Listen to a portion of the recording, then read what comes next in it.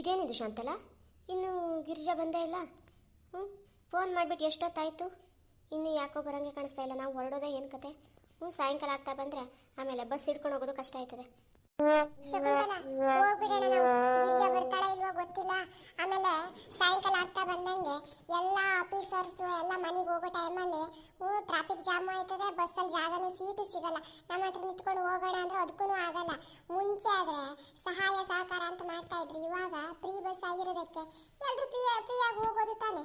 ನಾವು ಯಾಕೆ ಅವ್ರಿಗೆ ಹೆಲ್ಪ್ ಮಾಡಬೇಕು, ನಾವು ಯಾಕೆ ಅವ್ರಿಗೆ ಹೆಲ್ಪ್ ಮಾಡಬೇಕು ಅಂತ ಹೆಣ್ಮಕ್ಳು ಯೋಚನೆ ಮಾಡ್ತಾರೆ. ಗಂಡು ಮಕ್ಕಳು ಇವ್ರು ಫ್ರೀಯಾಗಿ ಹೋಗೋರು ತಾನೆ, ನಾವು ದುಡ್ಡು ಕೊಟ್ಟು ಹೋಗೋರು, ಕೂತ್ ಬಿಟ್ಟ ಹೋಗೋಣ ಆರಾಮು, ಇವ್ರು ನಿಂತ್ಕೊಂಡು ಹೋಗ್ಲಿ ಅಂತ ಯೋಚನೆ ಮಾಡ್ತಾವ್ರೆ. ಹ್ಞೂ, ಈ ಫ್ರೀ ಬಸ್ ಬಿಟ್ಟಿರೋದ್ರಿಂದನೇ ಹಿಂಗಾಗಿರೋದು. ನಮ್ಮನೇಲಂತೂ ಫ್ರೀ ಬಸ್ ತಾನೆ, ನೀವು ಹೋಗ್ಬಿಟ್ಟು ಬಾ ನೆಂಟ್ರಷ್ಟ್ರ ಮನೆಗೆ, ನಾನೇನು ಬರೋದಿಲ್ಲ ಅಂತ ನಮ್ಮ ಮನೆಯವ್ರು ಹೇಳ್ತಾರೆ. ಯಾವಾಗಲೂ ನಾನು ಒಂಟಿ ಪಿಶಾಚಿ ಆಗಿಬಿಟ್ಟಿದ್ದೀನಿ ಈ ಫ್ರೀ ಬಸ್ ಬಂದಿರೋವಾಗಿಂದ. ನಮಗೆ 10 ರೂಪಾಯಿಗೆ 20 ರೂಪಾಯಿ ಟಿಕೆಟ್ ಹರಿತಾ ಇದ್ದಾರೆ, ನಿಮ್ಗೆ ಫ್ರೀ ತಾನೆ, ಹೋಗ್ರಿ ಅಂತಾರೆ. ಅಪ್ಪನ ಮನೆಗಾರು ಹೋಗು, ಮಗಳ ಮನೆಗಾರು ಹೋಗು, ಅಣ್ಣ ತಮ್ಮಂದಿರ ಮನೆಗಾರು ಹೋಗು ಅಂತ ಕಳಿಸ್ತಾವ್ರೆ. ಏನು ಅನ್ನೋದು? ಈ ಫ್ರೀ ಬಸ್ ಒಳ್ಳೆದಾಗತ್ತೋ ಕೆಟ್ಟದಾಗತ್ತೋ ಒಂದು ಗೊತ್ತಿಲ್ಲ ಕಣಕ್ಕ ನಂಗೂನು. ಶಕುಂತಲ, ನೀನು ಹೇಳ್ತಾ ಈ ಮಾತು ಮಾತ್ರ 100ಕ್ಕೆ 100 ಸತ್ಯ ಕಣವ. ನಮ್ಮ ಮನೆಯಲ್ಲಿ ಮಗನೂ ಅಂತಾನೆ ಗಂಡನೂ ಅಂತಾನೆ, ನಿಮಗೆ ಫ್ರೀ ಬಸ್ ತಾನೆ, ಅತ್ತೆ ಸೊಸೆ ಹೋಗ್ಬಿಟ್ಟು ಕಿರಾಣಿ ಐಟಮ್ ಎಲ್ಲ ತಗೊಬನ್ನಿ, ದಿನಸಿ ಐಟಮ್ ತಗೊಬನ್ನಿ, ತರಕಾರಿ ಐಟಮ್ ತಗೊಬನ್ನಿ ಅಂತ ಹೇಳ್ತಾ 24 ಗಂಟೆ ರೇಷನ್ ತರೋಕೆ ನಾವೇ ಹೋಗ್ಬೇಕು ಅಂತ ಹೇಳ್ತಾವ್ರೆ. ಇವಾಗ ನಿಮ್ಗೆ ಫ್ರೀ ಬಸ್ ತಾನೆ, ಹೋಗಿ ಬನ್ನಿ. ಮುಂಚೆ ಆದ್ರೆ ನಮ್ಮನೆಯವರು ಮಗ ತಗೊಬಂದು ಹಾಕ್ತಾ ಇದ್ರು, ನಾವು ಬೇಯಿಸಾಕ್ತಾ ಇದ್ವಿ. ಇವಾಗ ಫ್ರೀ ಬಸ್ ತಾನೆ, ಹೋಗಿ ಅಂತ ಹೇಳ್ತಾರೆ. ಆ ಕಿರಾಣಿ ಐಟಮ್ ಎಲ್ಲ ಕ್ವಿಂಟಲ್ ಲೆಕ್ಕದಲ್ಲಿ ತರ್ತೀವಿ, ಅಕ್ಕಿನೋ ಸಕ್ಕರೆನೋ ಬೇಳಿನೋ, ಅದನ್ನೆಲ್ಲ ನಾವು ಎತ್ಕೊಂಡ್ಬರಕಾಯ್ತದೆ. ಆ ಬಸ್ ಆ ಕಡೆಯಿಂದ ಈ ಕಡೆ ಎತ್ತಾಕಣಕ ಹೋಗಕ್ಕಾಗತ್ತೆ? ಆಗಲ್ಲ ಕಣಕ್ಕ. ಅಲ್ಲಿ ಬಸ್ನಲ್ಲಿ ರಶ್ ಏನಾದ್ರು ಇದ್ರು ಅಂದ್ರೆ ಇದೇನು ಊಟ ತಂದು ಹಾಕಿರಿ ಅಂತ ಜಗಳ ಹೊಡಿತಾರೆ. ನಮ್ಮ ಮನೇಲಿ ನಿಮ್ಗೆ ಫ್ರೀ ಬಸ್ ತಾನೆ, ಹೋಗ್ತಾಗ ಬರ್ರಿ ಅಂತ ಹೇಳ್ತಾರೆ. ಯಾವ ಕಡೆ ಹೋಗುದು ಅಂತಾನೆ ಗೊತ್ತಾಯ್ತಲ್ಲ. ಒಳ್ಳೆ ಪಜಿತಿ ಆಗ್ತಾ ಇದೆ ಕಣಕ್ಕ ಇದು ಇವಾಗ.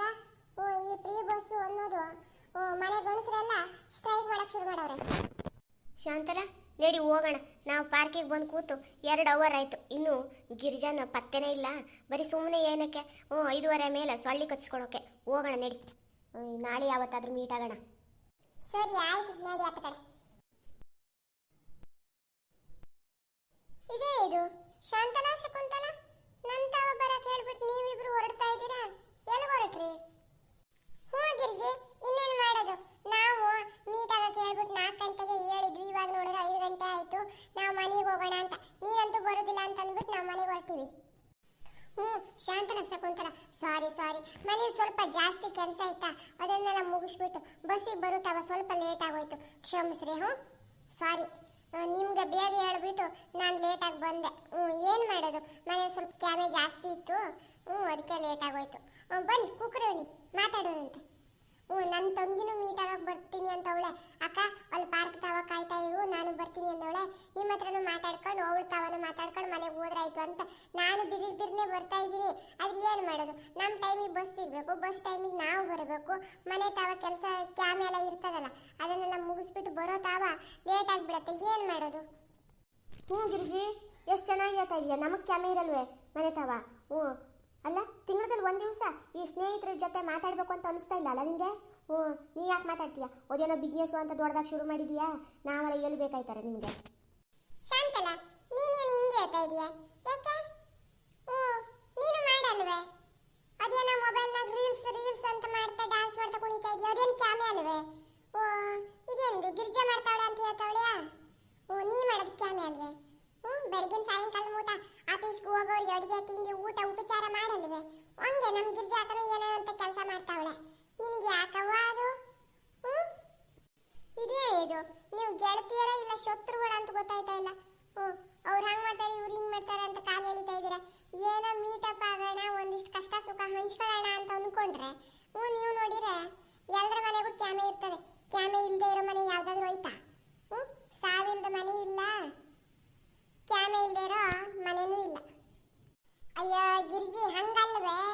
ಸಾವಿಲ್ದ ಮನೆ ಯಾವುದೂ ಇಲ್ಲ, ಕೆಲಸ ಇಲ್ಲದೆ ಇರೋ ಹೆಣ್ಮಕ್ಳು ಯಾರೂ ಇಲ್ಲ ಅಂತ ಅರ್ಥ. ಅವ್ರು ಎಂಥದೇ ಹೆಣ್ಮಕ್ಳಾಗಿದ್ರು ಹೊಟ್ಟೆ, ಅವ್ರ ಹೊಟ್ಟೆಗೆ ತಾವನಾದ್ರೂ ದುಡ್ಕೊಂಡು ತಿನ್ಲೇಬೇಕು. ಅದಕ್ಕೆ ಹೇಳೋದು ಹೆಣ್ಮಕ್ಳು ಅಣಿ ಬರ ಅಂತ. ಗಂಡು ಕಟ್ಕೊಂಡ್ರು ಕೆಲಸ ಮಾಡಬೇಕು, ಗಂಡು ಕಟ್ಕೊಳ್ಳದೆ ಹೋದ್ರೂ ಕೆಲಸ ಮಾಡಬೇಕು. ಕೆಲಸ ಮಾಡೋಕೆ ಅಂತ ಹುಟ್ಟಿರೋರೇ ಹೆಣ್ಮಕ್ಳು ಅಂತ ಅರ್ಥ. ಅಯ್ಯ ಮನೆ ಸಂಸಾರ ಮಕ್ಕಳು ಮೊಮ್ಮಕ್ಕಳು ಅಂತ ಇದ್ಮೇಲೆ ಕ್ಯಾಮೆ ಮಾಡ್ಬೇಕು ತಾನೆ. ಅದಕ್ಕೆ ತಾನೆ ಹೇಳೋದು ಸಂಸಾರ ಅಂತ. ಇಲ್ಲಾಂದ್ರೆ ಯಾಕಂತಿದ್ರು ಸನ್ಯಾಸಿ ಅಂತಿದ್ರು. ಬರ್ರಿ ಬರ್ರಿ, ಸ್ವಲ್ಪ ಕುತ್ಕೊಂಡಾರು ಮಾತಾಡೋಣ. ನಿಂತ್ಕೊಂಡು ಮಾತಾಡ್ತಾ ಇದ್ರೆ ಮಂಡಿ ನೋವು ಶುರುವಾಗ್ಬಿಡುತ್ತೆ. ಈ ಚಳಿಗಾಲ ಬೇರೆ, ಮಂಡಿ ನೋವು ಸ್ವಲ್ಪ ಜಾಸ್ತಿ ಆಗೋದು ಹೆಚ್ಚು. ವಾತಾವರಣ ಆಗ್ಬಿಟ್ಟಿದೆ ಇವಾಗ. ಸಿಕ್ಕಾಪಟ್ಟೆ ಚಳಿ ಬೀಳ್ತಾ ಇದೆ. ಕುತ್ಕೊಂಡು ಮಾತಾಡೋಣ. ಯಾಕೆ ಬರೀ ಸುಮ್ಮನೆ ನಿಂತ್ಕೊಂಡು ಮಾತಾಡ್ಕೊಂಡು ಮಂಡಿ ನೋವು ತರಿಸ್ಕೊಳ್ಳೋದು? ಸರಿ ಆಯ್ತು, ಕುತ್ಕೊಂಡೆ ಮಾತಾಡೋಣ. ನಾವೇನೋ ನೀ ಬರೋದಿಲ್ಲ ಅಂದ್ಬಿಟ್ಟು ಮನೆ ಹೊರಟಿದ್ವಿ. ಇವಾಗ ನೀ ಬಂದೆಲ್ಲ, ಇನ್ನೊಂದು 10 ನಿಮಿಷ ಕೂತ್ಬಿಟ್ಟು ಹಂಗೆ ಓಡ್ತೀವಿ. ಮನೆ ಸುತ್ತಾವ ನಮಗೂ ಕ್ಯಾಮೆ ಐತೆ. ಮನೆ ತವ ಎಲ್ರಿಗೂ ಕ್ಯಾಮೆ ಇರ್ತದೆ, ಇನ್ನು ಬೀದಿಲ ಕ್ಯಾಮೆ ಇರ್ತದೆ. ಸ್ವಲ್ಪ ಹೊತ್ತು ಮಾತಾಡ್ಕೊಂಡು ಹೋಗೋಣ. ಏನೋ ತಿಂಗಳಿಗೊಮ್ಮೆ 2 ತಿಂಗಳಿಗೊಮ್ಮೆ ಭೇಟಿ ಆಗ್ತೀವಿ ನಾವು. ಒಂದಿಷ್ಟು ಕೂತ್ಕೊಂಡು ಮಾತಾಡ್ಕೊಂಡು ಹೋಗೋಣ ಬಿಡು. ಮನೆ ತಾವ ಅಡುಗೆ ಮಾಡೋಕ್ಕಾಗೋಕ್ಕಿಲ್ಲ ಅಂದ್ರೆ ಅಲ್ಲೆಲ್ಲಾದ್ರೂ ಹೋಟೆಲಲ್ಲಿ ಇಸ್ಕೊಂಡು ಹೋಗೋಣ ತಿಂಡಿನ ಊಟನ. ಶಾಂತರ ಶಕುಂತಲ ಚೆನ್ನಾಗಿದ್ದೀರಿ ಅಂದ್ರವ?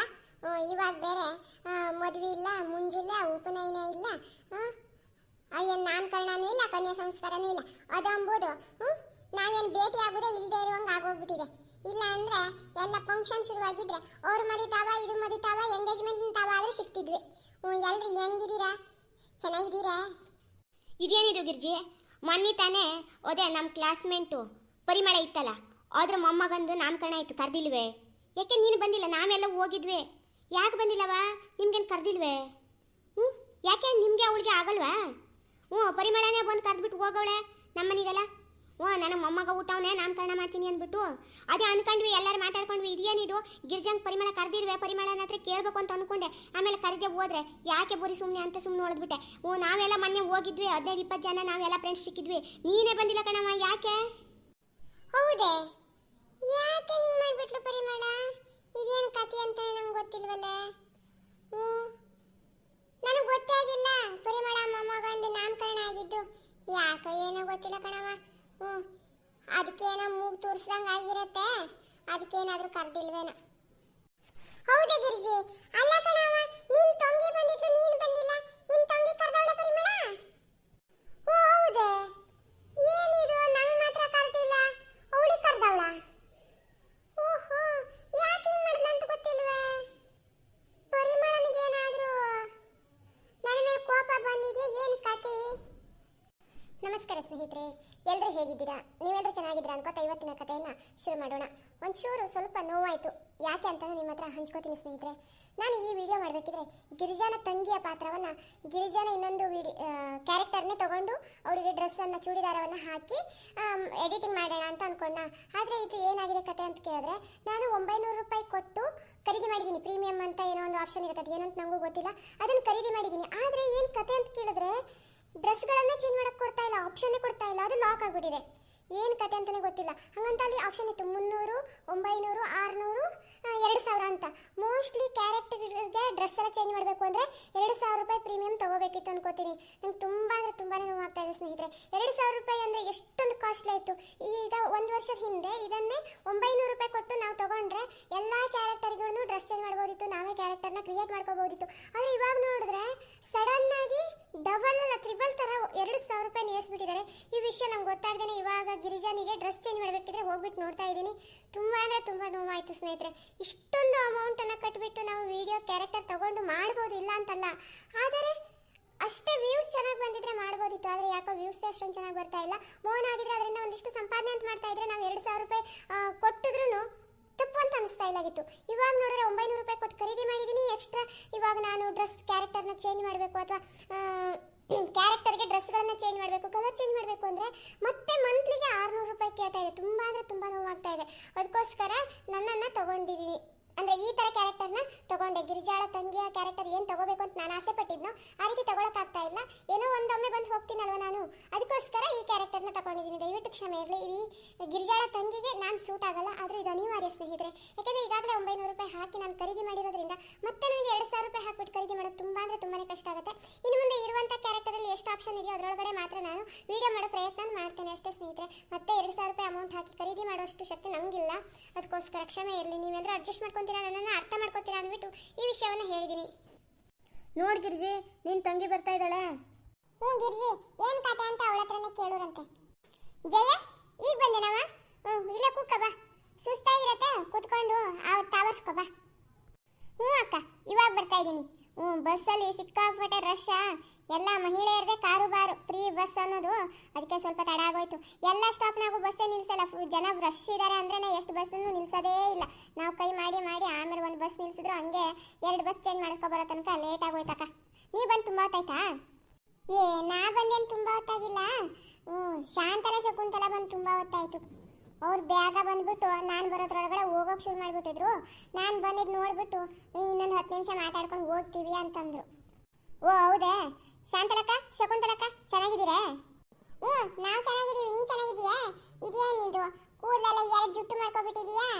ಏನು ಹಿಪ್ಪಿ ಕಟ್ಟಾ? ಅಯ್ಯೋ ಆ ರೀತಿ ಏನಿಲ್ಲ ಕಣವ.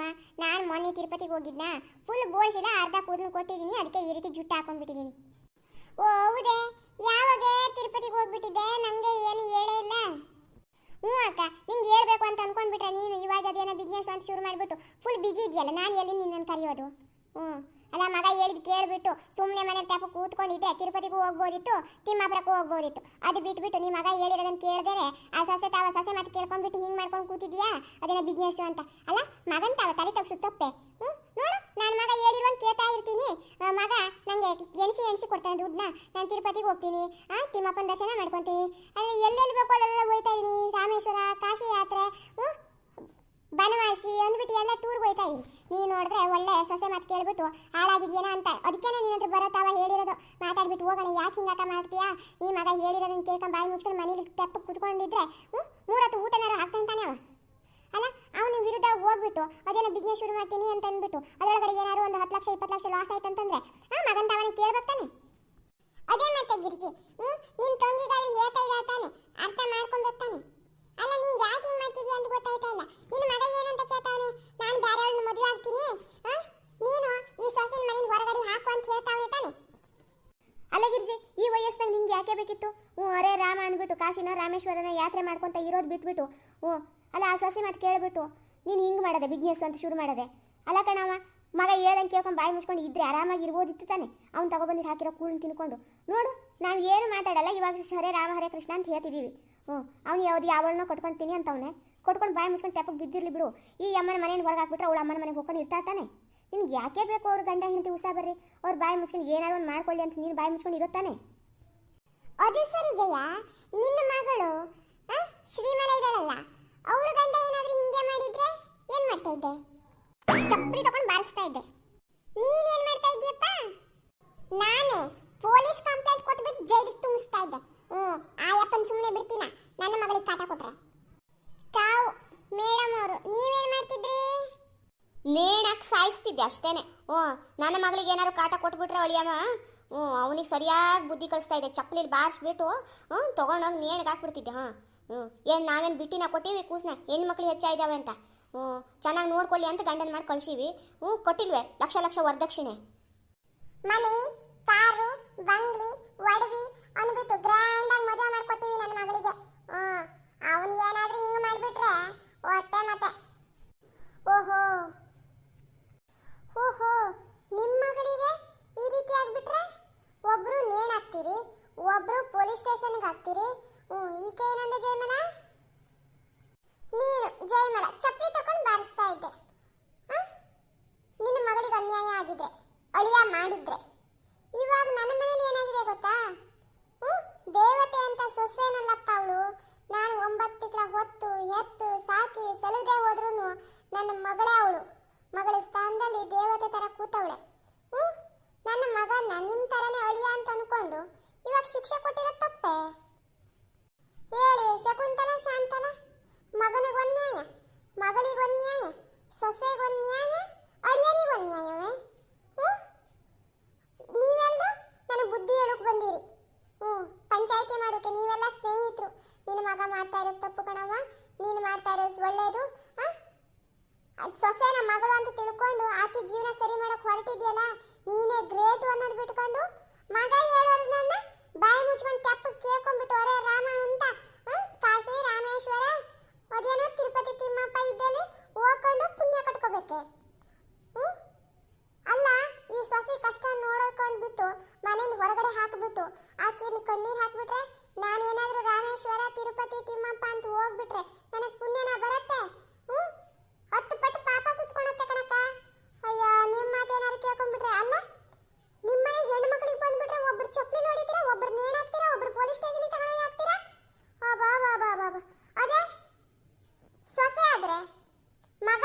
ಆಗಿದ್ರೆ ಮಗ ಹೇಳಿರಂಗೆ ಕೇಳ್ಕೊಂಡು ತಪ್ಪಗೆ ಬಾಯಿ ಮುಚ್ಕೊಂಡು ಸೊಸಿನ ಮನೇನ ಹೊರಗಡೆ ಹಾಕ್ಬೇಕಿತ್ತು. ಅವಳು ಯಾವಳ ಸವಾಸ ಮಾಡಿರೋ ತಗೊಬಂದು ಮನೆ ಸೊಸಿ ಅಂತ ಮಾಡ್ಕೋಬೇಕಿತ್ತು ನಾನು ಅಲ್ವೇ? ಬಾ ಬಾ ಬಾ ಬಾ ಬಾ ಎಲ್ರೂ ಮಗಳು ಬೇರೆ ಮಗ ಬೇರೆ ಸೊಸೆ ಬೇರೆ ಅಳಿಯ ಬೇರೆ ಅಂತ ತಿಳ್ಕೊಂಡಿರೋದಕ್ಕೆ ಎಲ್ಲರ ಮನೆಯಲ್ಲೂ ಒತ್ತು ಉರಿತಾ ಇರೋದು ಬೆಂಕಿ. ಅಲ್ಲ ಮಗಳನ್ನ ಸೊಸೆನ ಒಂದೇ ರೀತಿ ನೋಡ್ಕೊಂಡ್ರೆ ಮನೆ ಏನಾದ್ರು ಒತ್ತು ಉರಿಯತ್ತಾ? ಹೂವಿನ ಥರ ಅರಳತ್ತ ತಾನೆ. ಅತ್ತೆರಾಗಿರೋರು ಸಮ ನೆಟ್ಟಗಿರ್ಬೇಕು. ಅಲ್ಲ ನಮ್ಮನೆ ಹುಟ್ಟಿರೋ ಮಗಳು ಮಾತ್ರ ಮಗಳೇ, ಬೇರೆಯವ್ರ ಮನೆಯಿಂದ ತಗೊಬಂದಿರೋಳು ಮಗಳಲ್ವೇ? ಅವ್ರ ಅಪ್ಪ ಅಮ್ಮಂಗೆ ಅವಳು ಮಗಳು ತಾನೆ. ಈ ಭೇದ ಭಾವ ಏನಕ್ಕೆ? ಎಟ್ಟ ತಾಯಿಯಂದಿರು ಎಟ್ಟ ಅತ್ತೆಯಂದಿರು ಈ ರೀತಿ ಭೇದ ಭಾವ ಮಾಡ್ಕೊಂಡೇನೆ ಸೊಸೆ ಕಂಡ್ರೆ ಆಗೋದೇ ಇಲ್ಲ. 24 ಗಂಟೆ ಕಚ್ಚಾಡ್ಕೊಂಡು ಊರು ತುಂಬ ನನ್ನ ಸೊಸಿ ಹಂಗೆ ನನ್ನ ಸೊಸಿ ಹಿಂಗೆ ಅಂತ ಬೆಂಕಿ ಹಚ್ತಾನೆ ಇರೋದು. ಅದೇ ಮಗಳು ಏನು ಮಾಡಿದ್ರು ಕಂಡಾರ ಸವಾಸ ಮಾಡಿದ್ರು ಭಾಳ ಒಳ್ಳೆವಳು. ನನ್ನಂಥ ಮಗಳು ಯಾರೂ ಇಲ್ಲ ಅಂತ ಹೇಳೋದಂದ್ರೇ ಎಷ್ಟು ಮನೆ ಸುಟ್ಟು ಬಸ್ ಮಾಡ್ತಾ ಇದೆ ಗೊತ್ತೇ. ಅಲ್ಲ ಕಣವ್ವ,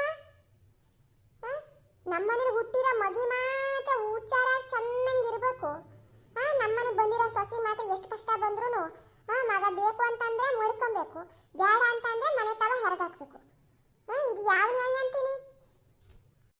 ಏನ್ ಶಾಂತಲ ಶಕುಂತಲ, ನಿಮ್ಮ ಮನೇಲಿ ಹೀಗೇನಾ? ಮಗಳಿಗೆ ಒಂದು ನ್ಯಾಯ ಸೊಸೆಗೆ ಒಂದು ನ್ಯಾಯನಾ?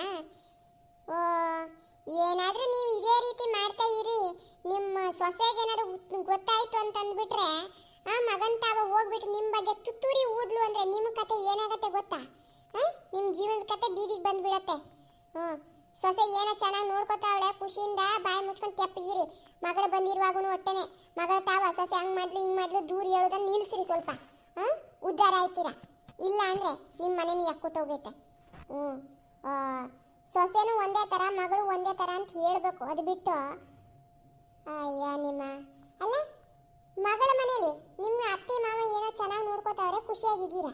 ಅದೇ ಏನಾದ್ರು ಒಂದು ಮಾತು ಹೇಳ್ಬಿಟ್ರೆ ಹಂಗೆ ಅನ್ಬಾರ್ದು. ನಮ್ಮ ಮನೆಗೆ ದೀಪ ಹಚ್ಚಕ್ಕೆ ಬಂದಿರೋಳು ಸೊಸಿ, ನಮ್ಮ ಮನೆ ದೀಪನ ಬೆಳಗಕ್ಕೆ ಅಂತ ಬೇರೆಯವ್ರ ಮನೆಗೆ ನಮ್ಮ ವಂಶನ ಹೆಸರನ್ನು ಉಳಿಸೋಕೆ ಅಂತ ಹೋಗೋಳೆ ನಮ್ಮ ಮಗಳು.